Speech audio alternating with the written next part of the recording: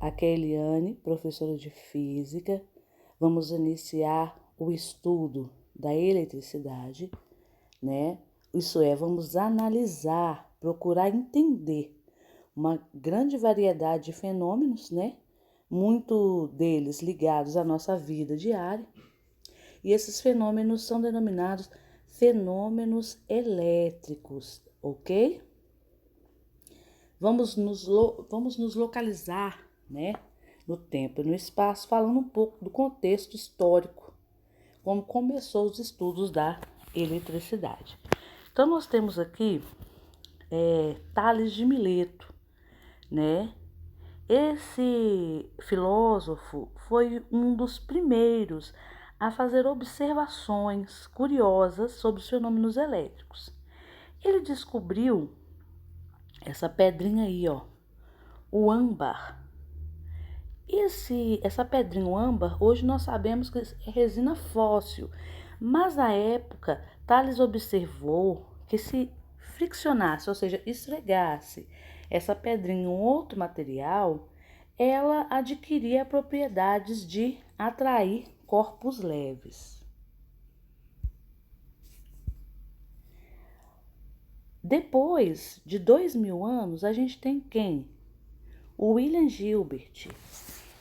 Ele se interessou, né, pelos estudos sobre o âmbar e suas propriedades e testou em outros materiais como vidro e pedras preciosas, né?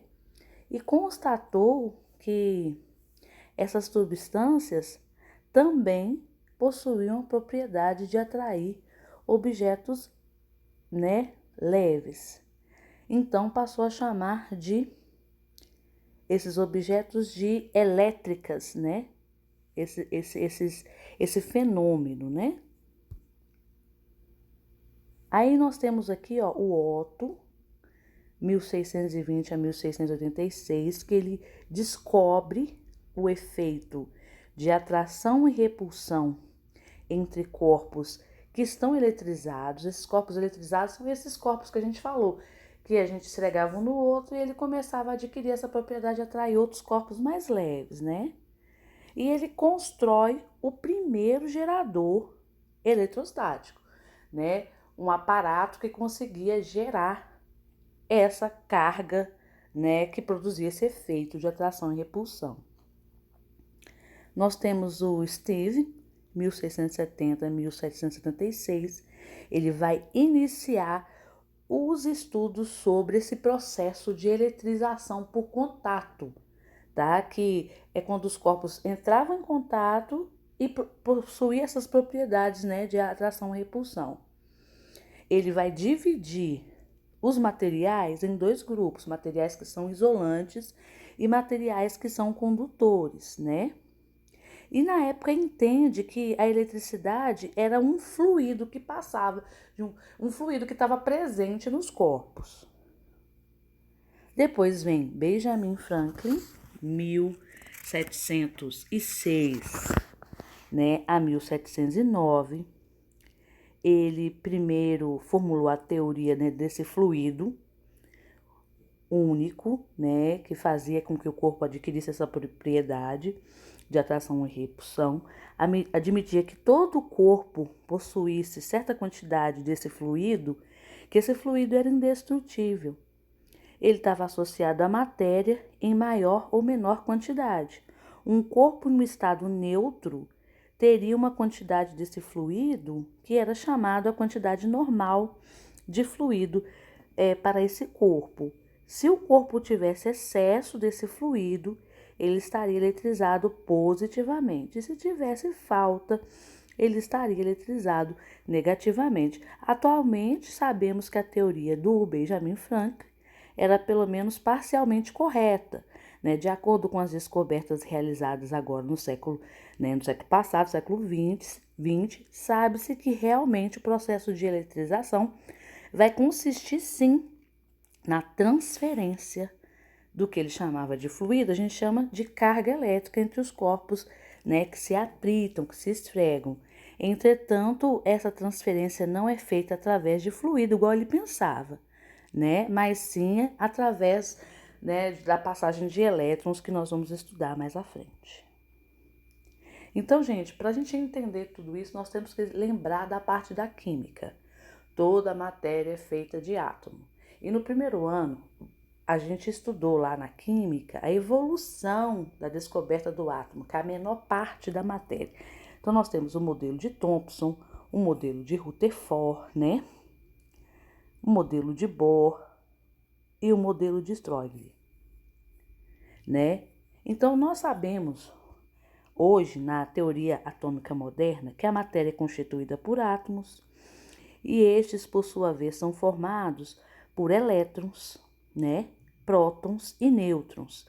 Descobriu-se que os elétrons e os prótons possuíam carga elétrica e que os nêutrons não. Tá vendo aí, gente? Então, nós temos o núcleo do átomo, aonde fica essas carguinhas aí no desenho vermelho e azul, que é prótons e nêutrons. Os prótons têm carga elétrica positiva, eleva um sinalzinho de mais. Os nêutrons não têm carga. E esse movimento aí ao redor, né, desse núcleo são os elétrons que têm carga elétrica negativa, né, um sinalzinho negativo.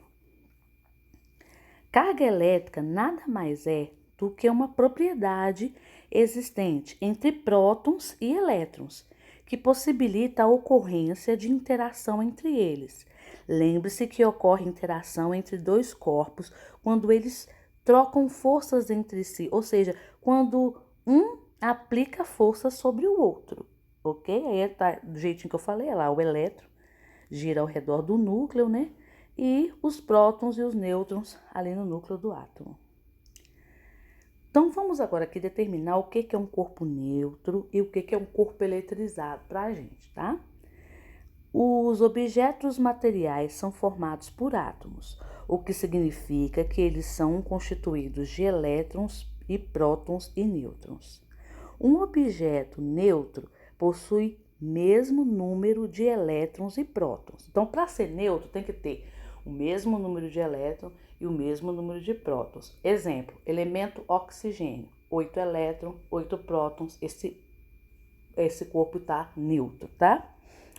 O que é um corpo negativamente carregado? Para ele ser negativamente carregado, o número de elétrons tem que ser superior ao número de prótons. Então, mesmo oxigênio, ele vai ter um número de elétrons 8 e tem um número de prótons 6. Ele está negativo, porque ele tem mais elétron do que próton. Corpo positivamente carregado, o número de prótons é superior ao número de elétrons. Mesmo elemento, oxigênio, ele tem 8 prótons, 6 elétrons. Ele está carregado positivamente. Então, neutro, mesma quantidade de próton, mesma quantidade de elétrons.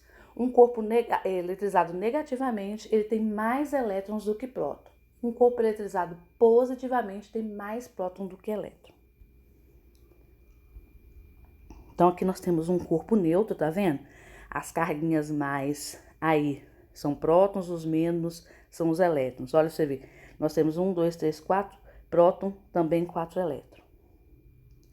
Aqui nós temos um corpo eletrizado positivamente, olha, tem 4 mais, então ele tem mais próton que elétron.